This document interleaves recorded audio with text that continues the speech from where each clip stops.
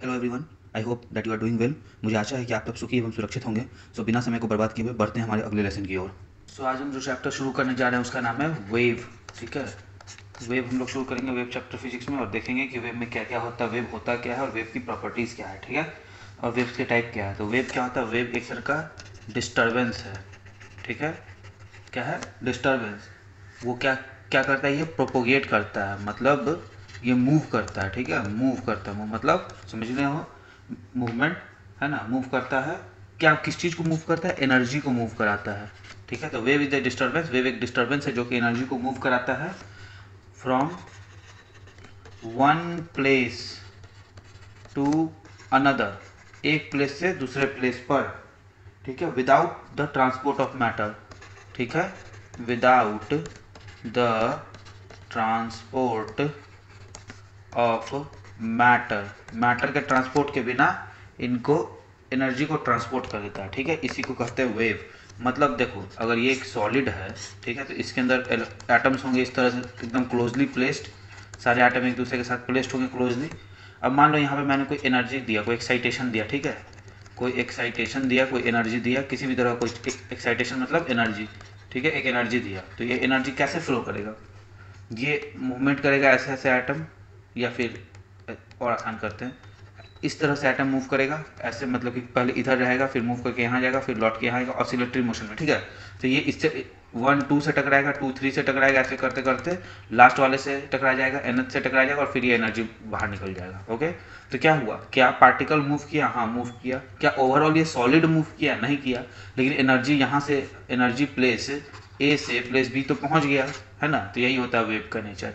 Disturbance हुआ, disturbance में क्या हुआ? एनर्जी ए से, ए यहाँ है, ठीक है, से बी, ए से, ए एंड से बी एंड पे पहुंच गया। ओके, लेकिन ये जो रॉड था, रॉड, इसका कोई भी ट्रांसफर या ट्रांसपोर्ट नहीं हुआ। ठीक है, तो इसको क्या कहते हैं? वेव कहते हैं। तो इसका डेफिनेशन क्या है? Wave is a disturbance that propagates energy from one place to another without the transport of matter itself. ठीक है, वेव अब दो तरह का होता है, वेव टाइप्स। ओके, तो वेव में देखो, सबसे पहले एक हो जाएगा तुम्हारा मैकेनिकल वेव, जिसको मैकेनिकल वेव, इसको क्या, इसको मीडियम लगता है ट्रैवल करने के लिए, रिक्वायर्स मीडियम टू ट्रैवल। ठीक है, तो इसको क्या चाहिए? माध्यम चाहिए एक। और दूसरा क्या है? नॉन मैकेनिकल वेव्स, तो ऑब्वियसली इसको मीडियम नहीं लगता होगा। ठीक है, डू नॉट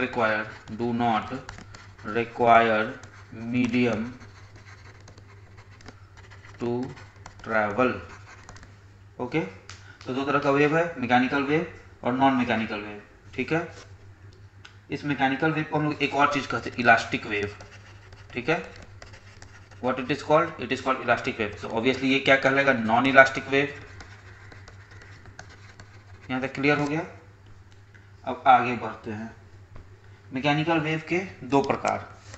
ठीक है, इसका कितना प्रकार है? इसका दो प्रकार है। एक का नाम है तुम्हारा लॉन्गिट्यूडनल वेव, 2D नल वेव, और दूसरे का नाम क्या है? दूसरे का नाम है ट्रांसवर्स वेव, ट्रांसवर्स वेव। ठीक है, इसमें क्या होता है? पार्टिकल्स जो होते हैं, particles move parallel to direction of motion. ठीक है, और इसमें पार्टिकल्स आएंगे हम लोग इस पे, क्या है ये? मूव्स परपेंडिकुलर, मतलब 90 डिग्री पे। ठीक है, टू डायरेक्शन ऑफ मोशन। यहाँ तक क्लियर हो गया? तो लॉन्गिट्यूडनल वेव में क्या है? Particle move parallel to direction of motion, और ट्रांसवर्स वेव में क्या है? Particle move perpendicular to the direction of motion. अब ये क्या बात हो गया? ठीक है, देख लेते हैं। देखो, वही सॉलिड उठाते हैं, ठीक है, और ऐसे ऐसे क्लोजली प्लेस्ड था सब कुछ, और यहाँ पे साउंड वेव आया एक, ठीक है, इससे टकराया आकर के, तो क्या होगा? ये वेव यहाँ से यहाँ, इसको यहाँ से यहाँ पहुँचना है, तो कैसे कैसे पहुँच सकता है? तो ये वाला पार्टिकल, मान लो ये पार्टिकल 1 है और ये पार्टिकल 2 है, तो 1 पार्टिकल कैसे मूव करेगा? यहाँ से यहाँ जाएगा, वेव के इन्फ्लुएंस में, वेव के डायरेक्शन में मूव किया, फिर वापस लौट के आ गया। ठीक है, और फिर ऐसे आ जाएगा, फिर वापस एक्सीलरेशन करेगा। ये 2 के साथ क्या होगा? 2 भी ऐसे जाएगा, फिर लौट के जब आएगा तो वापस इससे टकराएगा और फिर वापस यहाँ आएगा। देखो टकराने से क्या हुआ, एनर्जी मूव कर गया, तो सारा एनर्जी उस साइड मूव कर रहा है। तो देखो ये किस डायरेक्शन में मूव कर रहा है, दिख रहा है, वेव के डायरेक्शन। वेव हम लोग का ऐसे मूव कर रहा था, ठीक है, तो ये भी डायरेक्शन में ऐसे ऐसे ही मूव कर रहा है, ठीक है। तो ये क्या हो गया, लॉन्गिट्यूडनल वेव हो गया। एग्जाम्पल ले लेते हैं, साउंड वेव। अब ये क्या हो गया, कैसे साउंड वेव इसका एग्जाम्पल होगा। देखो साउंड जब भी फ्लो करता है तो ऐसे ऐसे करके फ्लो करेगा, कोई वेव ऐसे ऐसे करके फ्लो करता है, तो हम लोग इसको दिखाते हैं। जहाँ पे ये मैक्सिमम पहुँचता है वहाँ पे कंप्रेशन हो जाता है एयर का, एकदम क्लोजली प्लेस हो जाता है सारा एयर का पार्टिकल्स, ठीक है। और जहाँ पे ये नीचे क्रेस्ट ट्रफ वाले एरिया में क्या होता है, एयर फ्रैक्शन होता है, यहाँ पे दूर दूर होता है सब एयर पार्टिकल्स, ठीक है। फिर क्लोजली प्लेस्ड हो जाएगा, फिर दूर दूर प्लेस हो जाएगा, फिर क्लोजली प्लेस हो जाएगा, फिर दूर दूर प्लेस हो जाएगा, समझे।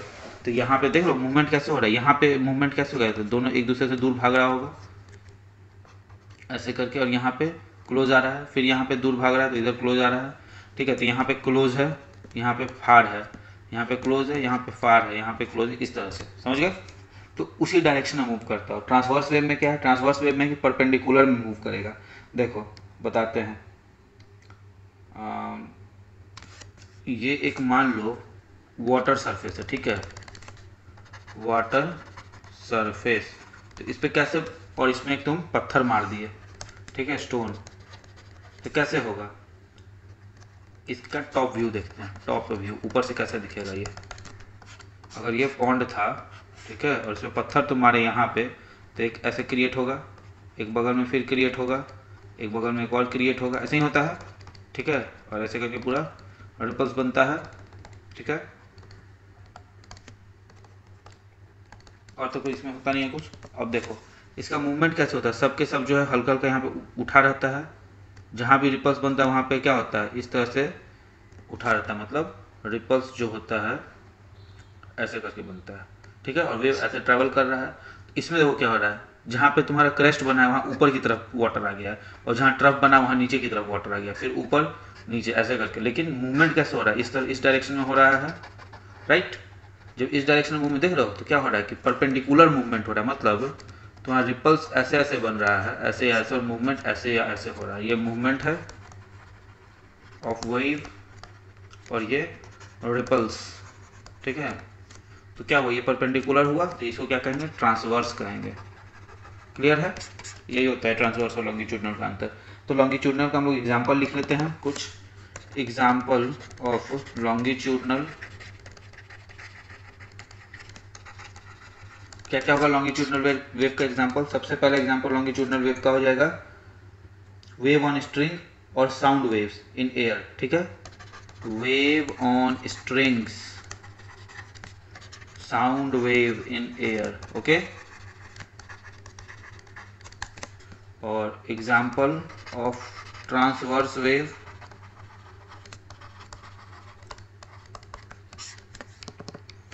देखो क्या होता है ट्रांसवर्स वेव का एग्जाम्पल, स्ट्रिंग अंडर टेंशन, जब स्ट्रिंग को टेंशन में डाला जाता है, ठीक है, मतलब इस तरह से। देखो एक स्ट्रिंग नॉर्मल है, ठीक है, ऐसे ही रखा हुआ है लूज स्ट्रिंग, और ये एकदम एक टाइट स्ट्रिंग है, दोनों तरफ से टाइट कर दिया गया, तो ये क्या टेंशन फोर्स आएगा इस स्ट्रिंग पे, यही स्ट्रिंग का बात कर रहा हूँ। जब इसमें तुम कुछ वेव दोगे ट्यूनिंग फॉर्क से, ठीक है, हिला करके, ट्यूनिंग फॉर्क को तुम हिला दी, उसका वेव दिए, तो कैसे मूवमेंट होगा इसका, ऐसे ऐसे ऐसे मूवमेंट होगा, या ऐसे ऐसे भी नहीं होगा, तो इतना वाला नहीं दिखा के ऐसे तो होगा ही होगा, ये तो समझ ही सकते हो, ठीक है। तो देखो मूवमेंट इसका हो कैसे रहा, ऐसे और ऐसे, ठीक है, स्ट्रिंग का। लेकिन फ्लो कैसे हो रहा है एनर्जी का, ऐसे। तो एनर्जी ये फ्लो हो रहा है और मूवमेंट ये हो रहा है, तो देखो दिख रहा है परपेंडिकुलर एनर्जी और मूवमेंट, तो ये परपेंडिकुलर है, ठीक है। तो स्ट्रिंग अंडर टेंशन है। उसके अलावा और क्या एक से एग्जाम्पल हो सकता है, waves on surface of water, तो मैंने बता ही दिया है आपको, एग्जाम्पल देखे, waves on surface of water, right. तो वही जो रिपल्स क्रिएट होता है वो, ठीक है। अब हम लोग आते हैं waves produced by a moving motor boat on surface of water, ठीक है, by a moving motor boat on surface of water। ये कैसा वेव प्रोड्यूस करेगा, ये बोथ होता है, बोथ मतलब ट्रांसवर्स भी होता है और लॉन्गिट्यूडनल भी होता है। क्यों, देखो जब पानी में ये ऐसे करके ट्रैवल करेगा, ये बोट है मान लो, टेढ़ा क्यों रहा है, हाँ, ये बोट है, ठीक है। अब ये बोट का क्या सीन है, जब ये ऐसे ट्रैवल करेगा, है ना, तो रिपल्स क्रिएट होंगे ऐसे ऐसे चारों तरफ, ठीक है, ऐसे ही करके ना होगा जी, रिपल क्रिएट। तो ये कैसा हो गया, ट्रांसवर्स वेव, ठीक है। लेकिन मूवमेंट कैसे हो रहा है इसका, मत समझ रहे हो, रिपल्स ऐसे और मूवमेंट इस दोनों डायरेक्शन में ऐसे हो रहा है मूवमेंट, ठीक है।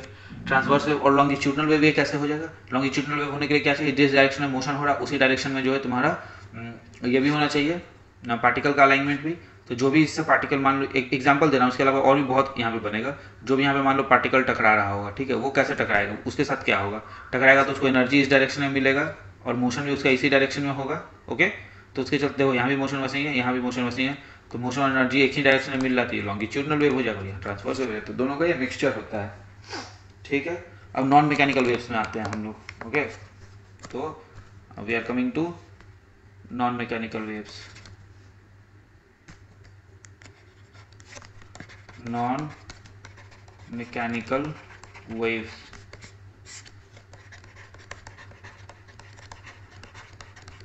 देखते हैं इसको हम लोग क्या कहते हैं, और इलेक्ट्रोमैग्नेटिक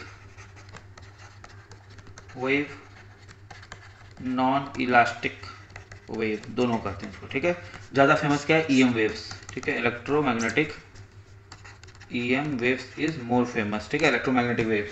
अब इसमें क्या होता है, सबसे बड़ा बात क्या है, इसको मीडियम का ज़रूरत है, मीडियम का ज़रूरत बिल्कुल नहीं है इसको, okay.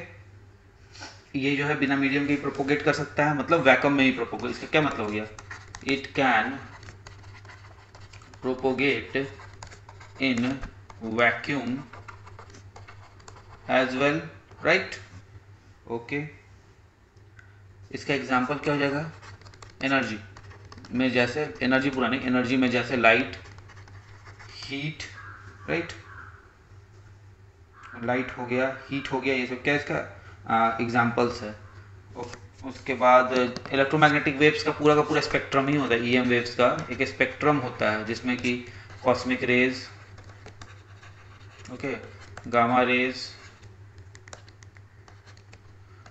X rays, UV rays, visible light, okay, then ये infrared rays, IR rays, microwaves, radio waves etcetera होता है, ठीक है। ये सब इसी का पार्ट है। लाइट हीटर एग्जांपल हो गया। All electromagnetic wave consist of photons, photon होता है, फोटोन पे हम लोग ज़्यादा डिस्कस नहीं करेंगे कि वेव है कि पार्टिकल, इस पर भी ये ना वेव है ना पार्टिकल, ये दोनों है, ठीक है। Wave range of electromagnetic wave is, wavelength क्या होता है ईएम वेव्स का, ईएम वेव्स का वेवलेंथ कितना हो जाएगा, लैम्डा से हम लोग क्या डिनोट करते हैं, wavelength, okay, wavelength LENGTH, length इससे लैम्डा से डिनोट करती है, कितना हो जाएगा 10⁻⁻14 से लेकर के 10⁻4 मीटर्स तक हो सकता है, ठीक है। तो जितना छोटा वेवलेंथ उतना बड़ा फ्रीक्वेंसी, हम लोग आएंगे रिलेशन पे भी तुरंत, कैसे कैसे दोनों आपस में रिलेटेड है, ठीक है। प्रॉपर्टीज ऑफ इलेक्ट्रोमैग्नेटिक वेव देख रहे हैं जल्दी जल्दी। प्रॉपर्टीज ऑफ ईएम वेव्स क्या क्या है, बहुत सिंपल प्रॉपर्टीज है। सबसे पहला प्रॉपर्टी क्या होगा, न्यूट्रल होता है, न्यूट्रल मतलब अनचार्ज्ड होता है, कोई चार्ज नहीं होता है इस पर, ठीक है। दूसरा क्या होता है, इसका मतलब क्या हुआ, अल्फा बीटा रेस जो है ये क्या है, ईएम वेव्स नहीं है, ठीक है, नॉट ईएम वेव्स, ठीक है। क्यों नहीं है, क्योंकि अल्फा और बीटा दोनों चार्ज्ड है। दे प्रोपोगेट एज ट्रांसवर्स, ठीक है, they propagate as transverse wave, obviously propagates as transverse wave. Third, speed क्या होगा इसका, स्पीड होगा लाइट के स्पीड के बराबर, और लाइट की स्पीड कितना होता है 3 × 10⁸ मीटर पर सेकेंड, ठीक है। चौथा, विल हैव मतलब कि कंटेन्स, दीज वेव्स कंटेन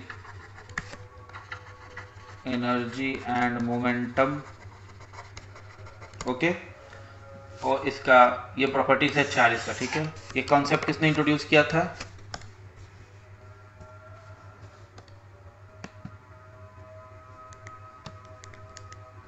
इसका जो कॉन्सेप्ट था वो किसने इंट्रोड्यूस किया था, इस कॉन्सेप्ट को was introduced by Maxwell. Maxwell क्या है? मैक्सवेल एक साइंटिस्ट है, ठीक है, बहुत इंपॉर्टेंट साइंटिस्ट। इन्होंने बहुत सारा कॉन्सेप्ट दिया वेव थ्योरी का, ठीक है। अब जैसे कि हमने बात किया गया, अब ये थोड़ा सा एक्सेप्ट, थोड़ा सा इनको याद रखने वाला ये फैक्ट है, ठीक है। कैथोड रे, जिसको अल्फा रेस भी कहते हैं, कैनाल रेस, जिनको बीटा रेस भी कहते हैं, ठीक है, या फिर कैथोड रेस मान लो, कैनाल रेस मान लो, अल्फा रेस को अलग ही लिख लो, alpha rays, beta rays, okay, sound wave, ultrasonic wave, ये सब क्या है? ये सब दीज आर नॉट, याद रखना, नॉट इलेक्ट्रोमैग्नेटिक वेव्स। ये सब क्या है? इलेक्ट्रोमैग्नेटिक वेव्स नहीं है, ठीक है। अब इंपॉर्टेंट इलेक्ट्रोमैग्नेटिक वेव्स देख लेते हैं, है ना। Which are some of the important electromagnetic waves, let's see. Important EM waves कौन कौन है, ठीक है। तो कौन कौन होंगे सोच के देखिए, अभी मैंने डिस्कस किया भी उसको, उस चीज़ को, ठीक है। तो पहला हो जाएगा गामा रेज। हम लोग सिर्फ इसका सीधा सीधा फ्रीक्वेंसी देखेंगे, ठीक है, बाकी सब चीज़ इक्वेशन से रिलेट हो जाएगा। फ्रीक्वेंसी क्या है इसका? 10 का पावर 20 से 10 का पावर 18, वेरी डेंजरस वे। इंसान से पेनिट्रेट किया, इंसान मर जाएगा, ठीक है। गामा रेस के बाद आ जाइए डायरेक्टली किस पे? सेकंड पे। सेकंड क्या है? अभी मैं तुरंत उसको सबको डिस्कस किया था। जब भी कभी गामा रेज आता है इस तरह का, ठीक है, तो उसके बाद सेकंड जो होता है वो एक्स रेज हम लोग लिखते हैं, क्यों? क्योंकि उसका फ्रीक्वेंसी वाइज वो डिक्रीजिंग ऑर्डर में सेकंड पे आता है। इसका क्या होता है? 10 का पावर 18 से 10 का पावर 16, ठीक है। अच्छा, इसको डिस्कवर किसने किया? रुक जाओ, डिस्कवर्ड बाय, ओके, ये भी लिख लेते हैं। ये गामा रेस को किसने डिस्कवर किया है? बेक्यूरेल ने, ठीक है। अच्छा, इसको एक्सरे को किसने डिस्कवर किया है? रॉन्टेजन ने, ठीक है। थर्ड है यूवी रेस, कितना होगा इसका? 10 से पावर 16 से 10 से पावर 14। इसको किसने डिस्कवर किया है? रिटर्न ने, ओके। फोर्थ पे आ जाओ, अल्ट्रावायलेट रेज हो गया। विजिबल रेज 10 का पावर 14 से 10 का पावर 12, इसको किसने डिस्कवर किया है? न्यूटन ने, okay. IR rays, infrared rays, इसको किसने डिस्कवर किया है? हर्शल ने, ठीक है। और इसका कितना होता है? 10 का पावर 12 से 10 का पावर 10। देखो कितना अच्छा है, 20 से 18, 18 से 16, 16 से 14, 14 से 12, 12 से 10, फिर 6। IR के बाद हो जाएगा short waves, short radio waves, ठीक है, शॉर्ट रेडियो वेव्स। इसका कितना हो जाएगा? 10 का पावर 10 से 10 का पावर 8 फ्रीक्वेंसी, ओके। और इसे किसने डिस्कवर किया है? हर्ट्ज ने, HERTZ, हर्ट्ज ने, ठीक है। और साथ लॉन्ग रेडियो वेव्स, इसे किसने डिस्कवर किया है? मार्कोनी, ठीक है, वही रेडियो वाला, ठीक है। ये 10 का पावर 8 से 10 का पावर 6 हो जाएगा, ओके फाइन, यहाँ तक कोई दिक्कत नहीं है। एक हम लोग देख लेते हैं, एक और फैक्ट है, फैक्टॉइड है। क्या है फैक्टॉइड? EM वेव्स ऑफ वेवलेंथ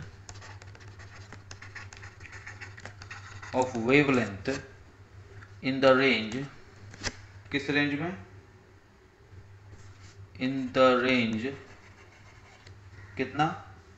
10 का पावर -3 मीटर्स टू 10 का पावर -2 मीटर, दैट इज, ठीक है। इसको क्या कहते हैं हम लोग?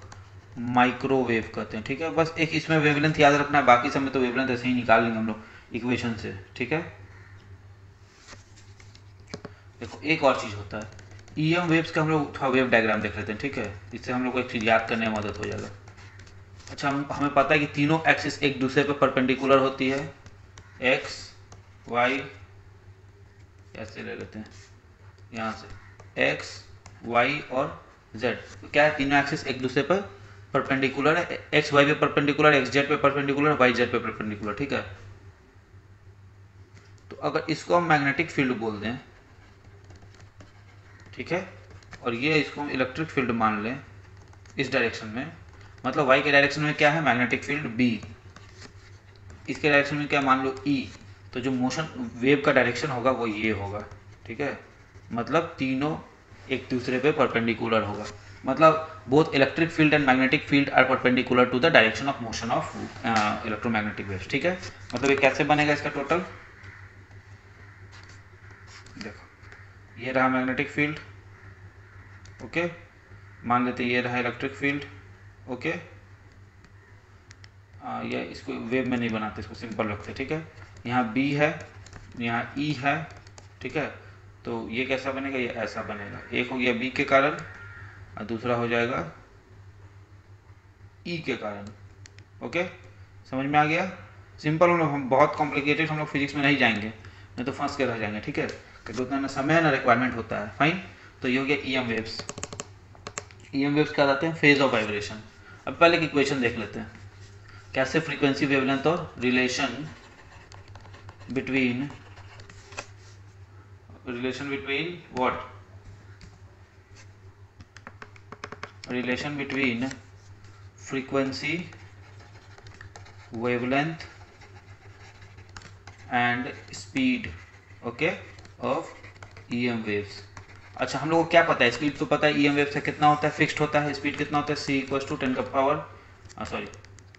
3 मल्टीप्लाई 10 का पावर 8 मीटर पर सेकेंड स्पीड होता है। अच्छा, अब तो इसका रिलेशन हम लोग को देख लेना वेलोसिटी और फ्रीक्वेंसी से। देखो फ्रीक्वेंसी हमें पता है क्या होता है, 1 बाई टाइम पीरियड होता है, ठीक है, मतलब क्या हो गया, time period equals to 1 by frequency. अच्छा, वेव लेंथ क्या होता है, वेवलेंथ होता है, जब भी एक वेव है ये, ठीक है, ऐसे ऐसे, तो या तो ट्रफ से ट्रफ माप लो, ठीक है, तो ये भी एक वेवलेंथ दे देगा, या तो क्रेस्ट से क्रेस्ट माप लो, ये भी एक वेवलेंथ दे देगा, ठीक है, या फिर जिस पॉइंट से यहाँ मापे हो उसी पॉइंट पे अगला फिर माप लो, वो भी कहीं पे भी, तो जो तो हम लोग क्रेस्ट से ट्रफ माप लेते हैं, या नहीं तो कोई अजीब पॉइंट ले लेंगे तो फिर अगला अजीब पॉइंट और खोजने में दिक्कत होगा ना, इसीलिए, ठीक है, तो इसको वेवलेंथ कहते हैं, ठीक है। तो इस वेवलेंथ को, मतलब इस वेव को, एक वेवलेंथ ट्रैवल करने में कितना टाइम लगता है, time taken by wave to travel one wavelength distance को क्या कहते हैं, इसी को टाइम पीरियड कहते हैं। अच्छा, तो इसको अगर t हम लोग मान लें तो क्या हो जाएगा, डिस्टेंस, तो स्पीड क्या होता है, स्पीड c होता है, c equals to velocity, I mean distance, distance क्या है, लैम्डा, क्योंकि एक वेवलेंथ जाना है, समझ लो, अब बाई टाइम, क्यों, क्योंकि speed equals to distance by time होता है, तो सेम चीज़ यहाँ भी, ये भी फॉर्मूला यहाँ भी लगेगा, तो स्पीड क्या है c, डिस्टेंस क्या है लैम्डा, और टाइम क्या है t, और हमें पता है कि टाइम जो होता है वो 1/f के बराबर होता है, 1 बाई फ्रीक्वेंसी के बराबर होता है, तो c equals to lambda f, ये है रिलेशन। तो तुमको सारा फ्रीक्वेंसी का फिगर्स याद है, तो लैम्डा का फिगर्स क्या आ जाएगा, तो यहाँ पे हमको लैम्डा क्या मिल जाएगा, c/f, तो सारा तुमको लैम्डा का ही फिगर्स मिल जाएगा, ठीक है। तो यहाँ कौन सा फॉर्मूला हम लोग लगाएंगे लैम्डा निकालने के लिए, वेवलेंथ निकालने के लिए, बहुत important formula, wavelength lambda equals to c/f, और यहाँ से हम लोग सीधा सारा निकाल लेंगे। जैसे c/f, तो देखो एक्सरे का क्या आ जाएगा, 10 का पावर 20 से 18 है ना, एक्सरे क्या है, एक्सरे इसका है फ्रीक्वेंसी 10 का पावर 20 से 10 का पावर 18, तो वेवलेंथ क्या हो जाएगा, 3 मल्टीप्लाई 10 का पावर 8 बाई 10 का पावर 20 से 10 का पावर 18, मतलब कितना आ जाएगा, 3 मल्टीप्लाइड 10 का पावर 8 माइनस 20, 10 का पावर माइनस 12 से लेके 3 मल्टीप्लाई 10 का पावर 8 माइनस 10 का पावर 18 माइनस 10, तो ये इसका वेवलेंथ हो जाएगा, समझ गए, किसका, अपने एक्सरे का, फाइन। एक्सरे का नहीं होता है ये तो इसका होता है ना, 20 से 18 गामा रे का, तो इसका ये कितना आ जाएगा, वेवलेंथ 12 8 20, और यहाँ पे 10 और 8 18, ये ठीक है, दिस विल गेट फाइन। इसी तरह से इसको करते हैं हम लोग, है ना, आगे बढ़ते हैं। अब फेज क्या होता है, फेज ऑफ वाइब्रेशन, बस इसका डेफिनेशन जानना, ज़्यादा हम लोग इसके डिटेल में नहीं जाएंगे। होता क्या है, जैसे मान लो एक वेव ये है, ठीक है, और दूसरा वेव ये है, ये बहुत गंदा बना है, ऐसे करके जाएगा। तो और दोनों इसका सब कुछ सेम है, इसका वेलोसिटी तो सेम होगा ही, इसका फ्रीक्वेंसी भी सेम है, इसका लैम्डा, तीनों चीज़ सेम हम लोग मान लिए।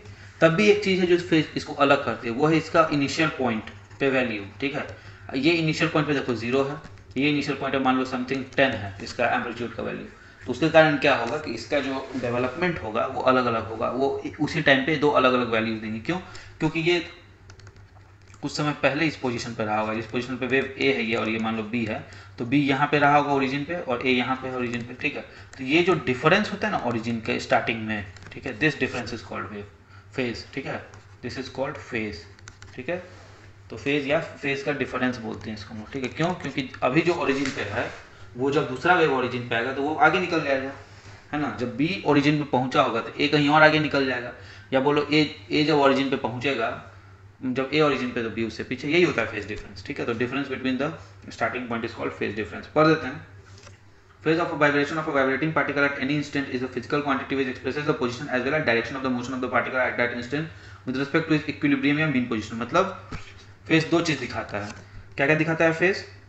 फेज दिखाता है पोजीशन और डायरेक्शन। ठीक है, पोजीशन और डायरेक्शन। अब ये दोनों चीज किसी के रिस्पेक्ट में दिखाएगा? तो with respect to equilibrium position. ठीक है, तो फेज वाई कुछ नहीं होता, बस ये सिंपल चीज समझ लेना है कि जो स्टार्टिंग पॉइंट का डिफरेंस होता है उसको फेज कहते हैं। इसको जैसे मान लो कोई एक वेव 1 है, लैम्डा 1 है A1 sine omega T, formula होता है। ठीक है, और लैम्डा 2 का मान लो उसका फेज डिफरेंस है लैम्डा 2 का A2 sine omega T plus 5। ठीक है, तो यहाँ पे फेज डिफरेंस क्या हो जाएगा? फेज डिफरेंस A2 का है, इसको ए ही मान लो, सेम ही कर देते सब कुछ। फेज डिफरेंस क्या हो जाएगा? 5 का हो जाएगा। फाइन, आगे बढ़ते हैं। एम्पलीट्यूड, एक वेव में इसको किसको एम्पलीट्यूड किसको कहते हैं? इस वेव में जो मैक्सिमम और मिनिमम, ठीक है, मैक्सिमम पोजीशन या मिनिमम पोजीशन जो लेते हैं इसको एम्पलीट्यूड कहते हैं। Fine, amplitude is defined as the maximum displacement of a vibrating string from on either side from equilibrium position. देख रहे हो, इक्विलिब्रियम पोजीशन ये वाला है। ठीक है, तो इससे या तो इधर या तो इधर, on either side maximum displacement को क्या कहते हैं? एम्पलीट्यूड कहते हैं। वेवलेंथ तो पता ही थी, between two nearest particle in a medium vibrating in the same plane phase, it is denoted by lambda. तो वेवलेंथ क्या होता है? सेम फेज में वाइब्रेट करने वाला मीडियम के बीच का दूरी को क्या कहते हैं? वेवलेंथ कहते हैं। Relation between wavelength, frequency and velocity हम लोग कर ही लिए हैं, तो इसी के साथ क्या होता है वो velocity equals to lambda F. ठीक है, ये याद रखना है, वेलोसिटी को c से रिप्रेजेंट करते हैं। ठीक है, तो इसी के साथ क्या होता है? ये चैप्टर समाप्त होता है। We have done this chapter called wave. Okay, so friends, I really hope that you like this video. अगर आपको यह वीडियो पसंद आया है तो इसे एक थम्स अप दें, साथ ही इसे अपने दोस्तों एवं परिवार में शेयर करें। हमें इंस्टाग्राम पर भी फॉलो करें, हमारे चैनल को सब्सक्राइब करें और बेल आइकन को तुरंत से भी पहले दबा दें ताकि हमारी सारी वीडियोस की नोटिफिकेशन सबसे पहले आप तक पहुंच जाए। आप अपने सजेशन को कमेंट बॉक्स में लिखें, हम जल्द से जल्द उसे इंप्लीमेंट करने की कोशिश करेंगे। आप सब स्वस्थ रहें, सुखी रहें, खुश रहें, सबकी केयर करें और मन लगाकर पढ़ते रहें। जय हिंद।